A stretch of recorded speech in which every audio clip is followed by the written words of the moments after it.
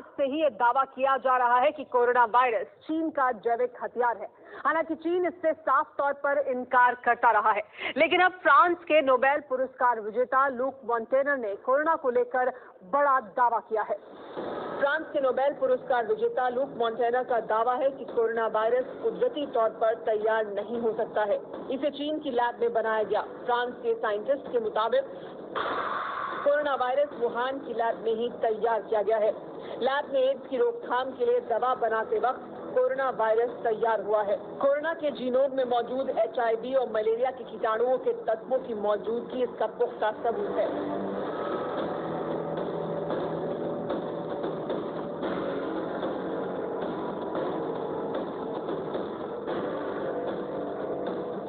वैसे तो पूरी दुनिया शुरुआत से ही कोरोना के पीछे वुहान की लैब का हाथ मानती रही है, लेकिन फ्रांस के वैज्ञानिक के इस दावे ने बहस को नई दिशा दे दी है, क्योंकि चीन के पाप को लेकर सनसनीखेज दावा करने वाले लूक मोंटेनर फ्रांस में मशहूर वायरोलॉजिस्ट हैं। मोंटेनर 4 दशक से वायरस को लेकर रिसर्च कर रहे हैं।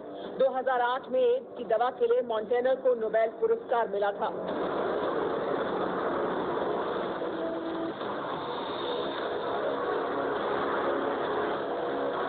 जिस तरह से दुनिया कोरोना के कोहराम से तहा रही है और चीन साजिशों का नया सिरा तैयार कर रहा है, उससे इस दावे पर मोहर लगती है।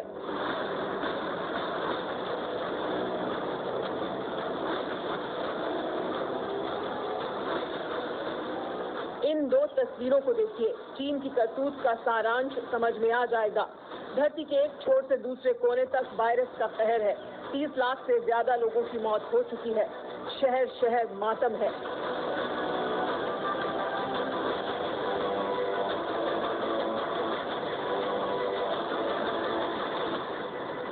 किसी के घर का चिराग बुझ गया तो कई खानदान खाक हो गए, लेकिन माओ के वारिस मुस्कुरा रहे हैं। बीजिंग के तानाशाह नई साजिशें तैयार कर रहे हैं। ड्रैगन की नस्लों की इस करतूत को देखकर किसका खून नहीं खौलेगा।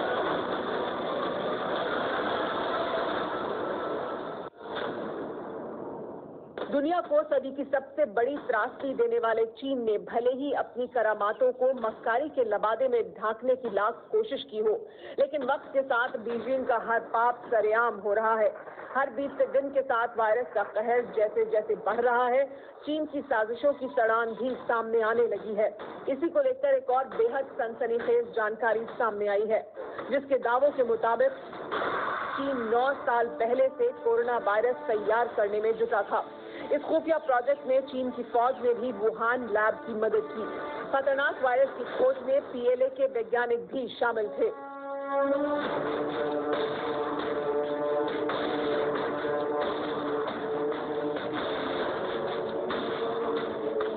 बताया जा रहा है कि पिछले 9 साल से लैब वैज्ञानिक नए वायरस की खोज और बीमारी फैलाने में शामिल डार्क मैटर पर रिसर्च कर रहे थे। इसमें चीनी सेना के ऑफिसर भी शामिल थे। पिछले साल जनवरी में एक चीनी वैज्ञानिक ने बताया था कि 3 साल में वुहान लैब में 143 नई बीमारियों की खोज की गई।